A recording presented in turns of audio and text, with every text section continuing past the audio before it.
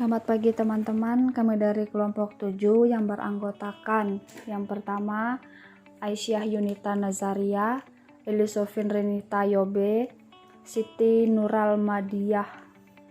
Yang ketiga ada Nisya Julin Balan. Yang selanjutnya saya sendiri Sanifia Fitriani.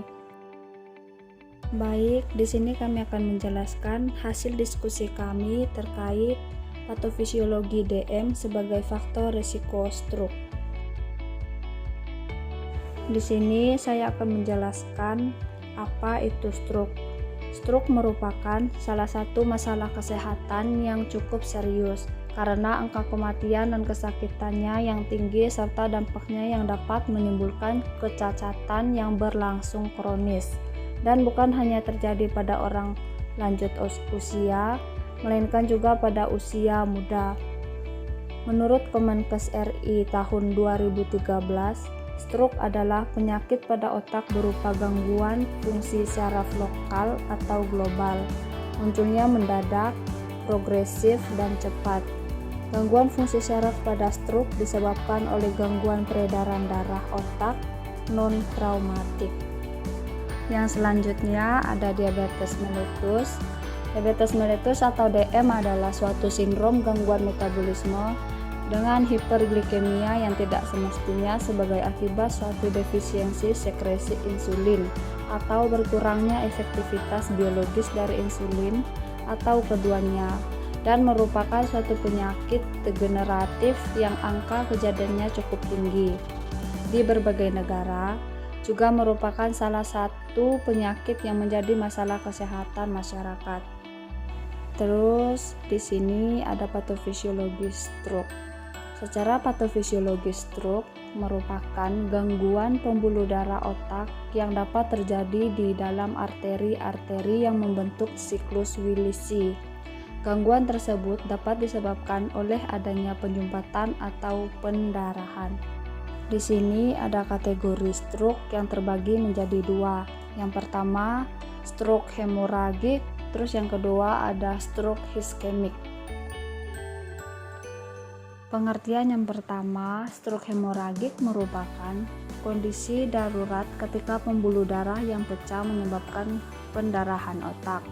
Tekanan darah tinggi dan trauma merupakan dua penyebab utamanya, serta mengkonsumsi obat pengencer darah juga meningkatkan risiko.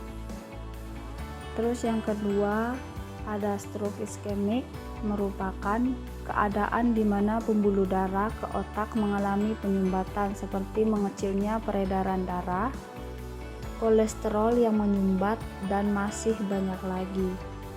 Selanjutnya ada diabetes mellitus sebagai faktor risiko stroke. Menurut Khairatun-Nisa dan kawan-kawan tahun 2017, hasil penelitian menunjukkan bahwa terdapat pengaruh antara faktor DM terhadap kejadian stroke dengan nilai OR atau odds ratio atau bisa disebut dengan faktor risiko sebesar 4,12 yang menunjukkan bahwa penderita DM 4 kali lebih berisiko terkena stroke.